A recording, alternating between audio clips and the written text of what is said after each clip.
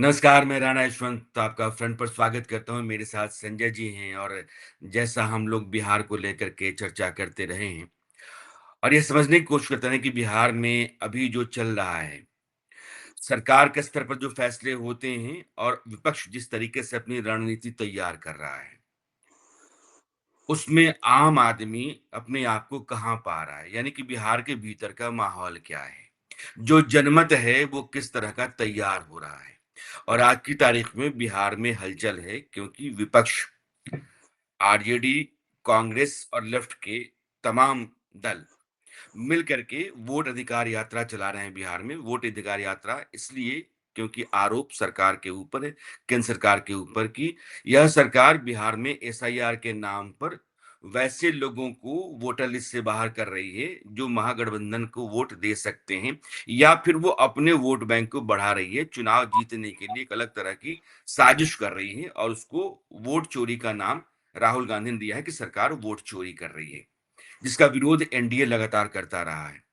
यह यात्रा क्या कहती है, इसको जानने समझने से पहले जो तेजस्वी यादव का बयान है, पिछले कुछ दिनों में उन्होंने कई दफ़ा उस बयान को दिया है कि 2029 में हम राहुल गांधी को प्रधानमंत्री बनाते हैं। 2025 चल रहा है, 2025 में बिहार के विधानसभा चुनाव हैं। बिहार के विधानसभा चुनाव के लिए पूरा महागठबंधन एड़ी-चोटी का ज़ोर लगाए हुए है और इस चुनाव की गहमा-गहमी में यह कहना कि 2029 में राहुल गांधी को हम प्रधानमंत्री बनाने की तैयारी करते हैं। इसके क्या मायने हैं? सियासत में कोई भी बयान, कोई भी नैरेटिव, कोई भी नारा बेवजह नहीं होता है, उसके पीछे की अपनी एक रणनीति होती है।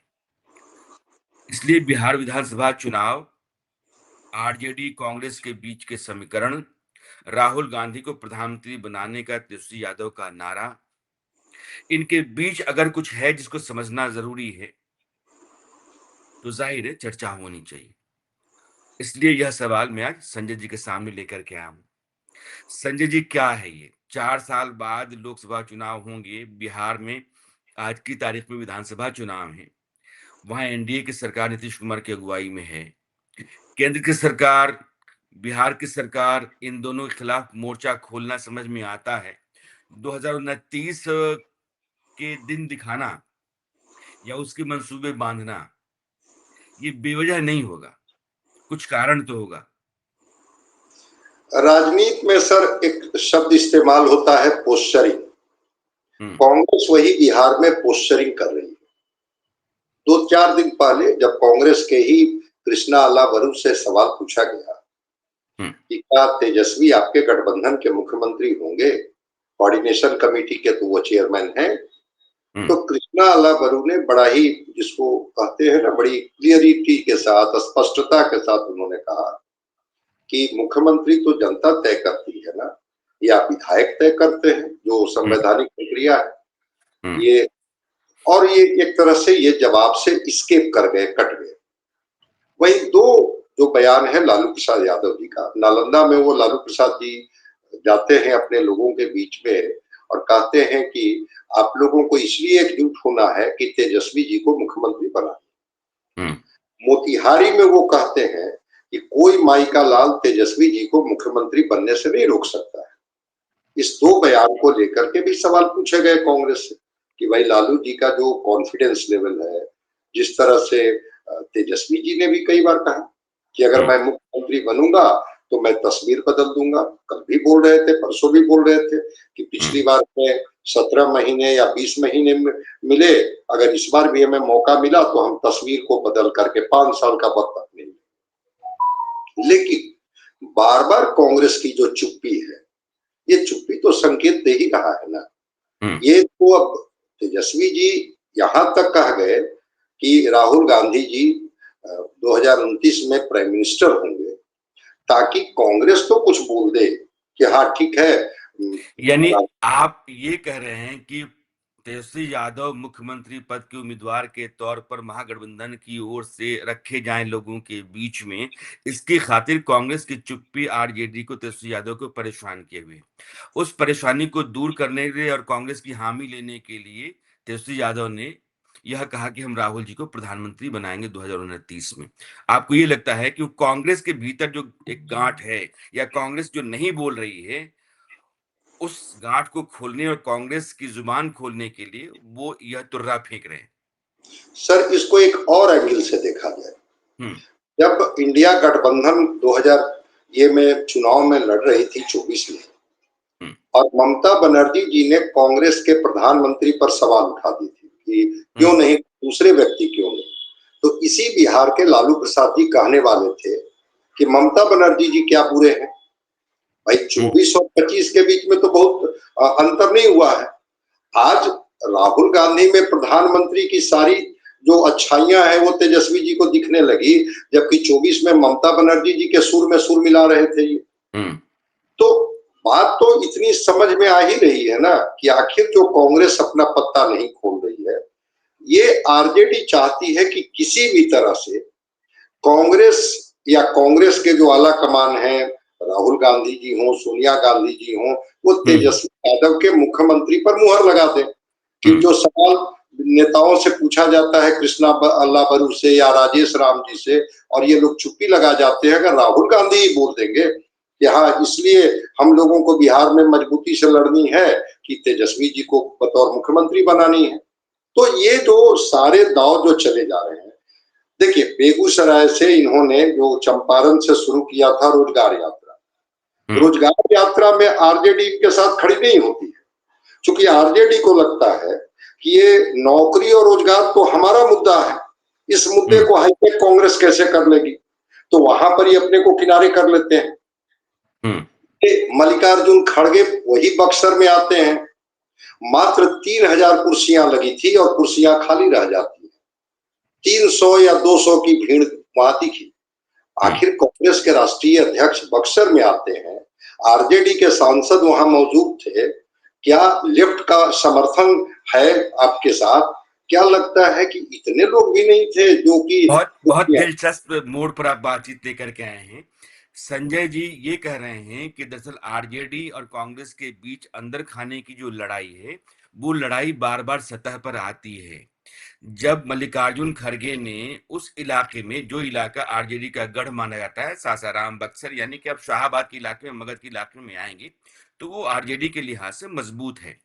और वहाँ कांग्रेस जो कि सहयोगी दल है, उसके राष्ट्रीय अध्यक्ष रैली करते हैं और लोगों का टोटा रहता है। ये आरजेडी ने जानबूझ करके किया होगा। बिहार के भीतर कांग्रेस लगातार अपनी जमीन मजबूत करने और आरजेडी के मुकाबले में अपनी स्थिति को बेहतर करने की कोशिश कर रही है। आरजेडी की बैसाखी से वो ना चली बिहार में, इसकी खातिर वो रोजगार मेला हो, दलित सम्मेलन हो, माँ बहन योजना हो, कई तरह की योजनाओं के साथ और कई तरह की तैयारियों के साथ कांग्रेस जमीन पर वहां लगातार सक्रिय है। खास करके कृष्णा अल्लावरू के वहां जिम्मा संभालने के बाद। कृष्णा वल्लभ पहले जब आए तो वो लालू प्रसाद यादव, तेजस्वी यादव से नहीं मिले, बाद में एक मुलाकात उन्होंने की। लेकिन वो और राजेश राम जो प्रदेश अध्यक्ष बनाए गए, इन दोनों का मंसूबा ये है कि कांग्रेस बिहार के भीतर अपने पैरों पर खड़ा हो, आरजेडी की बैसाखी से ना चले, आरजेडी की फेंकी हुई रोटियां बार-बार खाने की मजबूरी उसके सामने ना रहे। इसलिए वो तेजस्वी यादव के नाम पर भी अपनी जुबान गांठे हुए कि मुख्यमंत्री का चेहरा तेजस्वी यादव होंगे, कभी भी कांग्रेस ने अपनी तरफ से हामी नहीं भरी। और यह अंदर खाने की जो लड़ाई है, उस लड़ाई को खत्म करने की खातिर राहुल गांधी प्रधानमंत्री बनाए जाएंगे 2029 में। संजय जी ने सही कहा कि वो दल जो इंडिया का पार्ट है, उन दलों के भीतर ही कई तरह की राय रही है, राहुल गांधी को लेकर के सहमति नहीं रही। अब समाजवादी पार्टी हो, एनसीपी हो या टीएमसी हो, इन दलों की अपनी-अपनी राय समय-समय पर रही है। इसका मतलब ये है कि आप ख़याली पुलाव पका रहे हैं और राहुल गांधी को पकड़ा रहे हैं और कांग्रेस ये बात समझ रही है कि आप ज़मीन पर आइए, ज़मीन की बात कीजिए और बहुत संभव है कि आरजेडी जो पहले संजय जी अब मेरा सवाल यहाँ से शुरू हो रहा है कि आरजेडी जो बहुत पहले से कहती रही है कि पिछले चुनाव में 70 सीटें हमने कांग्रेस को दे दी, 19 सीटें कांग्रेस जीती, स्ट्राइक रेट कांग्रेस का बहुत ही खराब रहा। अगर कांग्रेस की जगह पर हम लेफ्ट पार्टीज को या सिर्फ आरजेडी अपने बूते चुनाव लड़ी होती उन सीटों पर, तो शायद पिछली बार सरकार बन गई होती। सरकार नहीं बनने का कारण कांग्रेस का खराब प्रदर्शन रहा। कांग्रेस के सिर पर यह ठीकरा बार-बार फोड़ा जाता रहा और कांग्रेस को कहीं न कहीं इस बात का डर है, कहीं सीटों की संख्या, सीटों की साझेदारी में हमारी कम ना हो जाए। पिछला एक एक परफॉर्मेंस चीज मैं कहना हवाला दे चाहूंगा। करके। तो क्या जी, कांग्रेस इस लिहाज से अपनी पोस्टरिंग कर रही है कि भैया हमारे ऊपर तुम हावी ना हो, हम ही पहले से हावी रहे? सर कांग्रेस ने दो बातें कही। हुँ, कांग्रेस ने कही कि जो 70 सीटें हमें आप दिए थे, हुँ, उसमें 45 सीटें हमें वो सीट दे दिए थे जिस सीट पर 4 बार से महागठबंधन नहीं जीता है। हुँ, तो हुँ, अगर कमजोर सीटें अगर हमारे हिस्से में देंगे तो हम परिणाम कहां से ला पाएंगे? उसके हुँ। बाद 70 में अगर 45 को घटा दिया जाए तो अगर 25 सीटें आती हैं, 25 में अगर 19 कांग्रेस जीत गई तो क्या स्ट्राइक कांग्रेस रेट का? है। दूसरी हुँ, बात, आप लोकसभा में कांग्रेस को आप कितनी सीटें देते हैं लेकिन वो 3 सीट जीत जाती है कांग्रेस, और हुँ, आप कितनी सीटों पर लड़ते हैं और मात्र 4 सीट जीत पाते हैं। हुँ, किशनगंज, कटिहार, सासाराम तो कांग्रेस जीत ही गई ना। हुँ, पप्पू हुँ, यादव भी एक तरह से कांग्रेस के साथ ही खड़े हैं। तो अगर वैसे देखिएगा तो 4-4 की बराबरी पर है कांग्रेस। हुँ, हुँ, पप्पू हुँ। यादव के लिए तो आरजेडी अड़ गई कि नहीं हाँ, एमपी आरजेडी के से। बावजूद पप्पू जीते हैं, इसमें कोई दो राय नहीं है। पप्पू जीते, और हुँ, आज आज भी पप्पू यादव कांग्रेस के साथ खड़े हैं। हुँ, उनके जो अलग अलग जो बैठकें होती हैं उसमें बजाते इनको आमंत्रित सदस्य के रूप में बुलाया जाता है पप्पू यादव जी को। एक तो कांग्रेस को लेकर के जो एक था कि बैसाखी पर कांग्रेस खड़ी है, उस हुँ, कांग्रेस को लग रहा है तेलंगाना, कर्नाटका के बाद बिहार के मुसलमानों ने भी कांग्रेस के प्रति एक पॉजिटिव रुख डेवलप किया है। हुँ, ऐसा ना मान के चला जाए कि ये जो माई समीकरण है उसमें मुस्लिम केवल आरजेडी के साथ खड़ी है, वो हुँ, कांग्रेस के साथ भी खड़ी है, क्योंकि उनको लगता है कि राष्ट्रीय फलक पर बीजेपी को चुनौती कांग्रेस ही दे सकती है, इसलिए मुसलमानों का रुझान कांग्रेस के प्रति भी हुआ है। हुँ, दलित जो कभी इसके वोट बैंक हुआ करते थे, अब वही राहुल गांधी जगलाल चौधरी जी के पुण्यतिथि में आते हैं। जिस हुँ। जगलाल चौधरी जी को कितना राहुल गांधी समझते होंगे, आपसे छिपी हुई बात नहीं है। बिल्कुल ठीक है, हाँ। दशरथ मांझी के गांव जाते हैं और हुँ, दशरथ मांझी जी के पुत्र के लिए घर बनवाते हैं। राजेश राम जो दलित हैं, 2 बार के विधायक हैं, उनको प्रदेश का निःशुल्क अध्यक्ष बनाते हैं। बना देते हैं। ठीक है, 6 बार के विधायक रहे, अशोक राम छिटक करके चले जाते हैं जेडीयू में, हुँ, लेकिन दलित चेहरा को वो दौ लगाते हैं, अखिलेश सिंह को किनारे करते हैं दलित चेहरा को। तो दलित, मुस्लिम, ओबीसी में पेनिट्रेशन की कोशिश कांग्रेस कर रही है, और कांग्रेस कह रही है कि अगर हमें मजबूत सीटें और सम्मानजनक सीटें नहीं देंगे, कि पिछली बार की तरह केवल गिनती में हमें सीटें दे देंगे, और आप चाहेंगे कि कांग्रेस हामी भर दे कि हाँ मुख्यमंत्री के रूप में तेजस्वी होंगे, तो हुँ, हुँ। कांग्रेस जी पर अपना चुप्पी साध ये दूसरी बात है जो संजय जी कह रहे हैं और ये बहुत दिलचस्प चर्चा है। क्या आपको भी अच्छा लग रहा होगा क्योंकि आप लोग सुन रहे हैं। संजय का कहना ये है कि स्ट्राइक रेट के आधार पर कांग्रेस को आप खारिज नहीं कर सकते हैं और कांग्रेस अपने समीकरण को आपके सामने यानी आरजेडी के सामने रखेगी कि जिन 70 सीटों का ज़िक्र हवाला दे रहे हैं आप, दरअसल 45 सीटें तो आप भी नहीं जीत सकते थे। वो हमेशा से हारी जा रही सीटों को हमारे नाम कर दिया आपने। सही में तो हम 30 सीटें लड़े, 45 आप निकालिए, तो पच संजय जी तक 30 पै 25 सीटें बल्कि, अलबत्ता जी। 25 सीटें और 25 में 29 कांग्रेस ने जीती हैं, तो स्ट्राइक रेट उस लिहाज से बेहतर है। संजय जी के मुताबिक किशनगंज, कटिहार, सासाराम के साथ-साथ पूर्णिया को भी जोड़िए लोकसभा में, तो ये चारों सीटें लोकसभा की वो कांग्रेस के हिस्से में गई हैं और 4 आरजेडी के पास हैं। तो सीटों की साझेदारी आप बराबर-बराबर कर सकते हैं, कांग्रेस कहीं से भी आपकी बैसाखी पर नहीं है और कांग्रेस कमज़ोर नहीं है, एक बात। दूसरी बात ये है कि कांग्रेस को कहीं न कहीं डर लग रहा है कि बहुत लंबे समय से उत्तर भारत की राजनीति से वो दरकिनार होती रही है क्योंकि उसका जो अपना वोट बैंक रहा है, दलित और मुसलमान का, वो वहाँ के स्थानीय दलों के पास चला गया। बिहार में आरजेडी के पास या जेडीयू के पास, और उत्तर प्रदेश में समाजवादी पार्टी और बीएसपी के पास कभी था, वो बीजेपी के पास धीरे-धीरे खिसकता हुआ आ रहा है, लेकिन मुसलमान वोट तो है। और ये बहुत अच्छी बात है और ये ज़रूरी बात है, सब जगह चर्चा में है कि देश का मुसलमान राष्ट्रीय राजनीति में बीजेपी का विकल्प कांग्रेस को मानता है। इसलिए कांग्रेस के साथ उसका एक लगाव, जुड़ाव है, उसका समर्थन है और कांग्रेस को यह बात समझ में आती है। इस अपनी ज़मीन को मजबूत करना, पुराने छूटे छीजे और टूटे जनाधार को फिर से हासिल करना और उत्तर भारत में अपनी स्थितियों को पुराने मुकाबले से बेहतर करना कांग्रेस की आज की प्राथमिकता है और वो बिहार में आपको दिख रही है। मोटे तौर पर संजय जी यही कह रहे हैं। और आरजेडी बार-बार कोशिश करी कि कांग्रेस चाहे जो कहे, जो करे, वो उसके पीछे आके खड़ा हो जाए और तेजस्वी यादव को मुख्यमंत्री का चेहरा मान ले, जो कांग्रेस नहीं मान रही है। अब संजय, सवाल ये है कि यह जो भीड़ दिख रही है वोट अधिकार यात्रा में, यह भीड़ सही में राहुल गांधी, तेजस्वी यादव की पॉपुलैरिटी या फिर वहां के सरकार से उबे हुए लोगों की भीड़ है या इसका कुछ और भी मतलब है?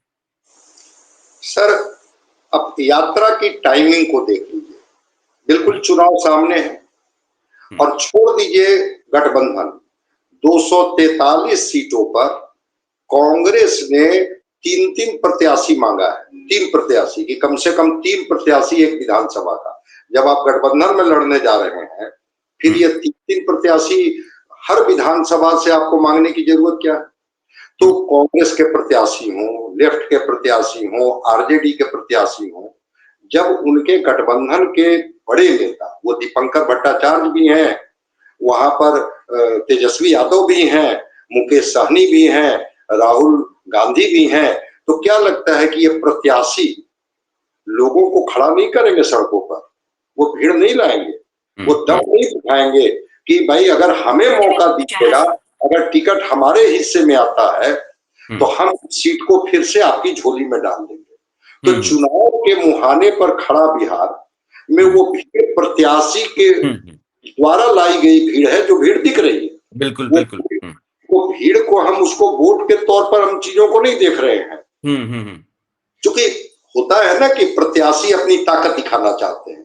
एक जी। तो सिटिंग प्रत्याशी हम्म, और एक प्रत्याशा में प्रत्याशी है कि कहीं हम्म, पार्टी हम पर न दांव लगा दे।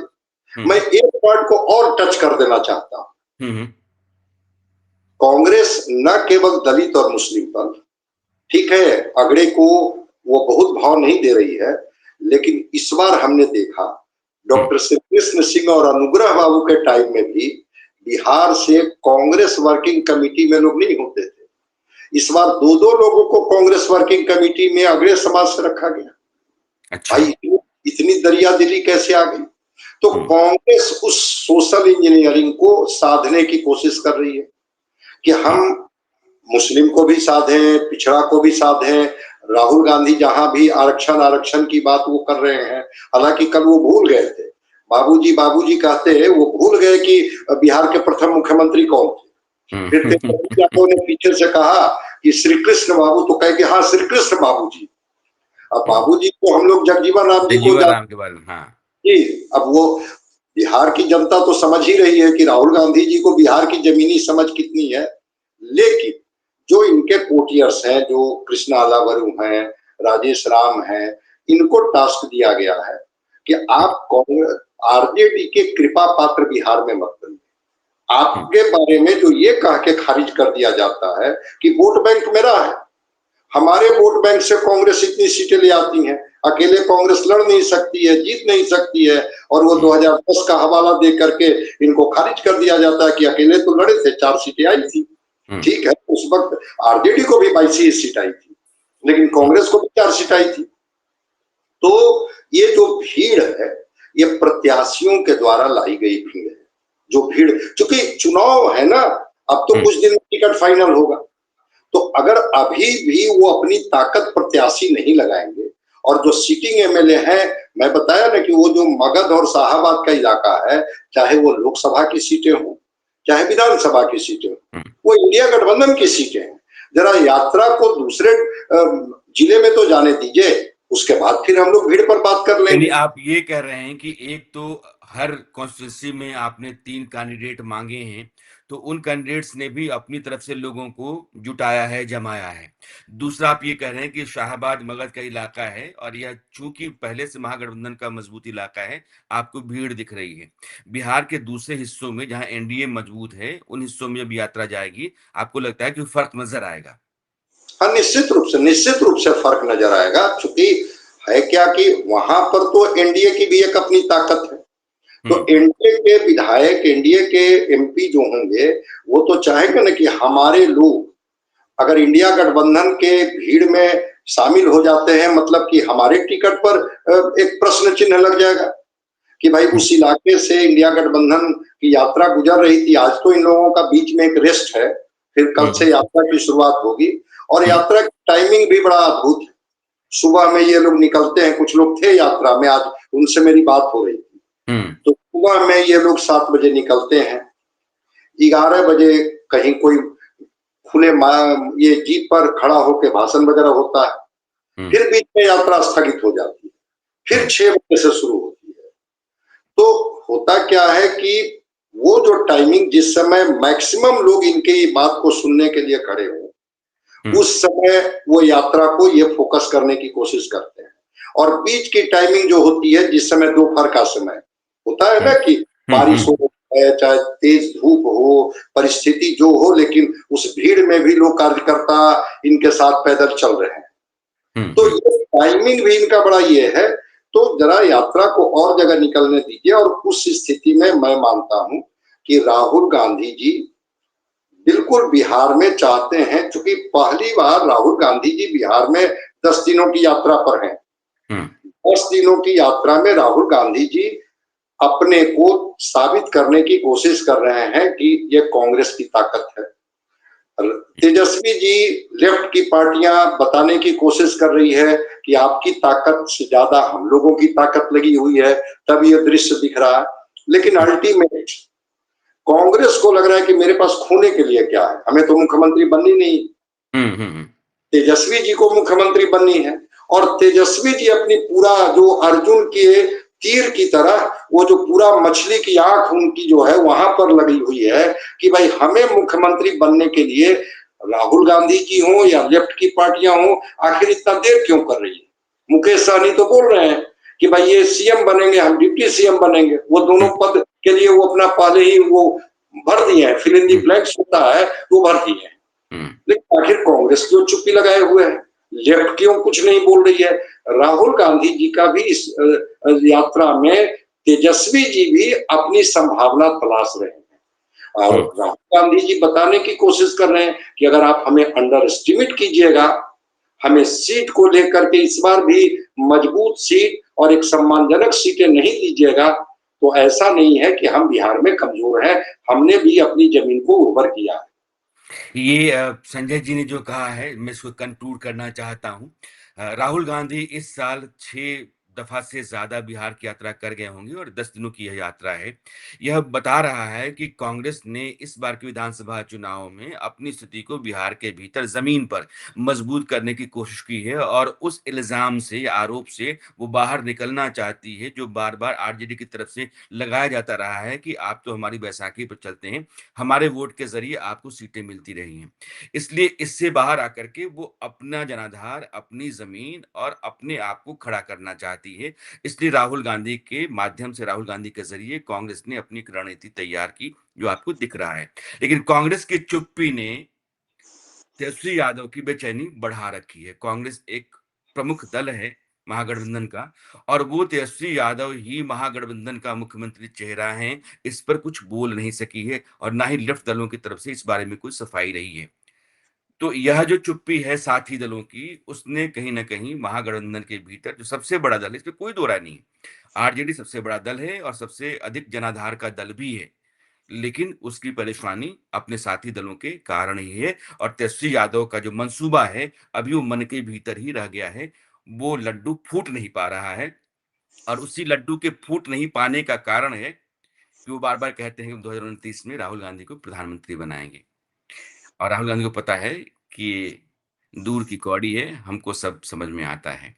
चुनाव है और चुनाव में यह सारे समीकरण लगाए जाते हैं, साधे जाते हैं। संजीव, तो फिर हम लोग कल मिलते हैं, किसी और मुद्दे पर चर्चा करेंगे। बहुत-बहुत शुक्रिया आपका।